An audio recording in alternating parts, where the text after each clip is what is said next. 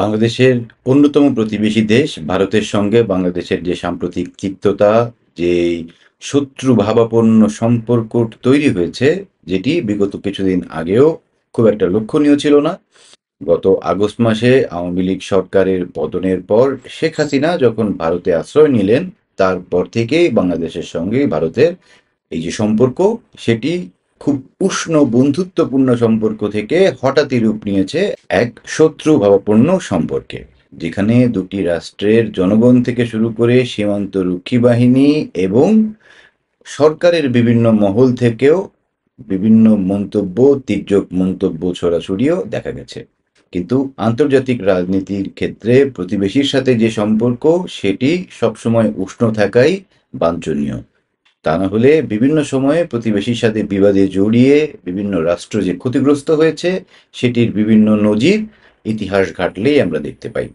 সুখের কথা হচ্ছে, পত্রিকার খবর অনুযায়ী বাংলাদেশের বর্তমান অন্তর্বর্তীকালীন সরকারের প্রধান উপদেষ্টা পদক্ষেপ গ্রহণ করেছেন ভারতের প্রধানমন্ত্রী দুজনকে বাংলাদেশের যেই বিখ্যাত হাড়িভাঙা আম, সেই আম প্রেরণের জন্য।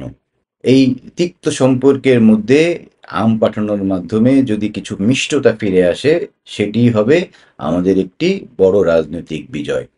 প্রতিবেশী রাষ্ট্রের সরকার প্রধানকে বা সফরকারী কোনো সরকার প্রধান বা কোনো রাষ্ট্রের সরকার প্রধান অন্য কোনো রাষ্ট্রে সফরে গেলে উপহারের যেই আদান প্রদান, সেটি একটি কূটনৈতিক শিষ্টাচার। কোনো রাষ্ট্রের সরকার প্রধান অন্য কোনো রাষ্ট্রে সফরে গেলে সঙ্গে করে বিশেষ কিছু উপহার নিয়ে যান, যেটি তার নিজের রাষ্ট্রের সংস্কৃতি এবং ঐতিহ্যকে ধারণ এবং লালন করে, যেটির ঐতিহ্যগত বিনিময় একটি উদ্দেশ্য।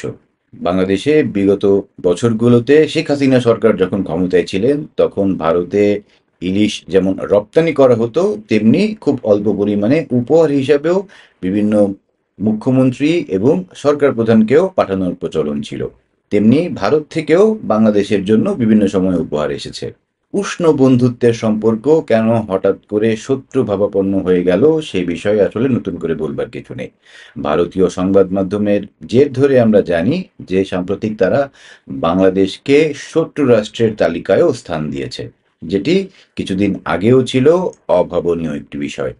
বাংলাদেশ সরকারের পক্ষ থেকে হাড়িভাঙা আম পাঠানোর মাধ্যমে সম্পর্কের এই তিক্ততাকে যদি মিষ্টতায় পরিবর্তন করা যায়, তাহলে ভারতের সঙ্গে বাংলাদেশের যেই চলমান সম্পর্কের টানাপোড়েন, সেটি থেকে বেরিয়ে আসা সহজতর হবে বলেই বিশ্লেষকরা মনে করেন। কারণ ভারতের অর্থনীতি, তাদের সংস্কৃতি এবং তাদের ভৌগোলিক যে অবস্থান, সেটি বাংলাদেশে তার ব্যাপক প্রভাব সবগুলো ক্ষেত্রেই বিদ্যমান।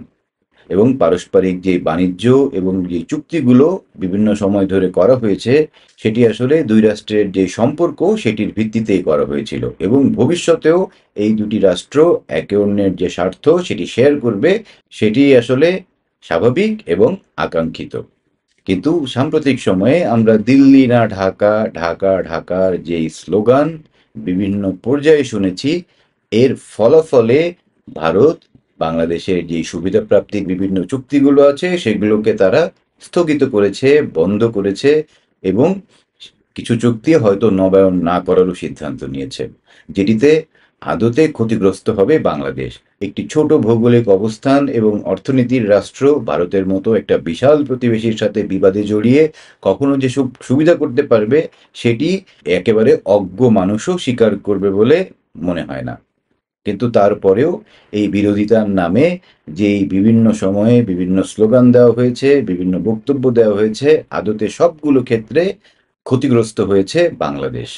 যত তাড়াতাড়ি সম্ভব এই সত্যি উপলব্ধি করে ভারতের সঙ্গে আমাদের রাজনৈতিক সম্পর্ক প্রতিবেশীর মতো আবার উষ্ণ করে তুলতে পারলে বাংলাদেশের যেই স্থগিত সুবিধাগুলো আছে, সেগুলো বাংলাদেশ হয়তো ফিরে পেতে পারে।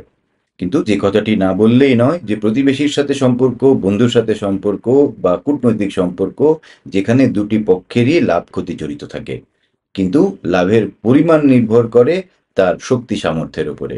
ভারতের মতো একটা বৃহৎ পরাক্রমশালী রাষ্ট্রের সাথে বিবাদে জড়িয়ে বাংলাদেশের লাভবান হওয়ার সম্ভাবনা যেমন কম, তেমনি ভারতেরও কিছু ক্ষতি অবশ্যই হওয়ার সম্ভাবনা আছে, এবং যেটি ভারতের পক্ষ থেকেও হয়তো বেশ অসুবিধাজনক হতে পারে। আমরা আশা করব এই যে আম পাঠানো হলো, এই আম পাঠানোর মাধ্যমে তিক্ত সম্পর্কে মিষ্টতা আসতে শুরু করবে এবং দুইটি প্রতিবেশী তাদের দুই পক্ষের মধ্যে যেই বিবাদমান বিষয়গুলো আছে সেগুলোকে সমাধান করবে এবং সামনের দিকে এগিয়ে যাবে দুই পক্ষের জন্যই লাভজনক যেই চুক্তি বা যেই দ্বিপাক্ষিক বিষয়গুলো আছে সেগুলো নিয়ে ভবিষ্যৎ আলোচনায়। আপনারা কি মনে করছেন, ভারতের সাথে বিবাদে বাংলাদেশ কি কখনো লাভবান হতে পারবে? যদি সেটা নাই হয় তাহলে গণহারে ভারত বিরোধিতা করার আসলে পেছনে কি যুক্তি থাকতে পারে? সবাই ভালো থাকবেন, নিরাপদে থাকবেন।